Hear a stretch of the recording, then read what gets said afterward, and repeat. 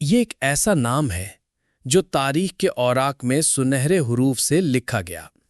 ایک ایسا سلطان جس نے اپنی تلوار سے نہیں بلکہ اپنی عقل، عدل اور رحم دلے سے دلوں پر حکومت کی۔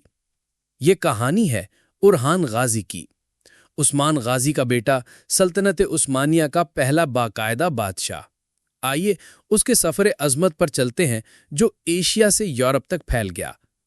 13ویں صدی اناتولیا کی سرزمین پر کائی قبیلے نے پناہ ڈھونڈی۔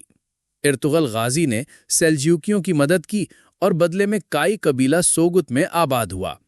ان کے بیٹے عثمان غازی نے چھوٹی سی ریاست کو بنیاد بنایا۔ یہی وہ جگہ تھی جہاں اورحان نے آنکھ کھولی۔ ماں حلیمہ خاتون کی گود اور عثمان غازی کی صحبت میں اورحان نے نہ صرف تلوار چلانا سیکھا بلکہ قرآن، فقہ اور اسلامی نظام کا گہرا فہم بھی حاصل کیا۔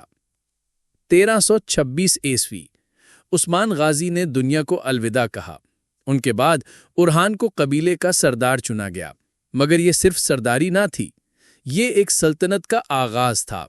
اورحان نے اپنے عہد کے آغاز پر فرمایا، ہم تلوار سے زمینیں فتح نہیں کرتے، انصاف سے دل فتح کرتے ہیں۔ بروسا، بازنطینی سلطنت کا قلعہ بند شہر۔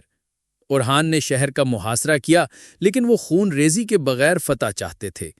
شہر کے حکمران نے ہتھیار ڈال دیے، اورحان غازی نے اس کے خاندان کو امان دی اور بروسا کو دارالحکومت بنایا۔ یہاں پہلی جامع مسجد بنی، عدالتیں قائم ہوئیں، بازار آباد ہوئے۔ اس کے بعد اورحان کی نظر پڑی ازنک اور ازمیت پر۔ یہ دونوں شہر بازنطینی ثقافت کے بڑے مراکز تھے۔ کئی ماہ کے محاصرے، حکمت عملی اور سفارت کاری کے بعد دونوں شہر عثمانیوں کے زیر سایہ آ گئے۔ یہ وہ لمحات تھے جب ترکوں نے اناتولیا میں مکمل غلبہ حاصل کیا۔ اورحان غازی نے صرف فتوحات پر زور نہ دیا، انہوں نے ایک مثالی اسلامی ریاست کی بنیاد رکھی۔ تعلیمی ادارے، مساجد، مہمان خانے، یتیم خانے، قاضی، مفتی اور امام باقاعدہ مقرر کیے گئے۔ ہر فیصلہ قرآن و سنت کی روشنی میں ہوتا۔ 1354 عیسوی زلزلے نے بازنطینی قلعہ گیلی پولی کو تباہ کر دیا۔ اورحان کے بیٹے شہزادہ سلیمان پاشا نے موقع سے فائدہ اٹھایا اور عثمانی فوج نے یورپ میں پہلا قدم رکھا۔ یہی وہ لمحہ تھا جس نے عثمانیوں کی سمت بدل دی۔ اورحان غازی نے دنیا کی پہلی مستقل پیشہ ور فوج ینیچری کی بنیاد رکھی۔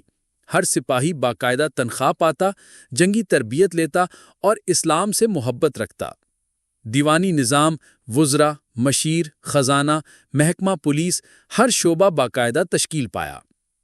اورحان غازی کا بیٹا مراد خان ان کا قابل ترین وارث تھا۔ اس کی تربیت میں انصاف، ہمدردی اور قیادت شامل تھی۔ خاندان میں اتفاق، درباری نظم و ضبط اور اعلیٰ کردار، یہ سب اورحان کی وراثت تھی۔ 1362 میں بروسا میں اورحان غازی نے اس فانی دنیا کو خیر آباد کہا۔ ان کی تدفین بروسا کی پہاڑی پر ہوئی، جہاں ان کا مقبرہ آج بھی ترکوں کے دلوں کا مرکز ہے۔ اورحان غازی نے سلطنت عثمانیہ کو بنیاد دی۔ انہوں نے بازنطینی دیواریں گرا کر عدل کی دیواریں اٹھائیں۔ انہوں نے قوم کو نظم دیا، نظریہ دیا، مقصد دیا۔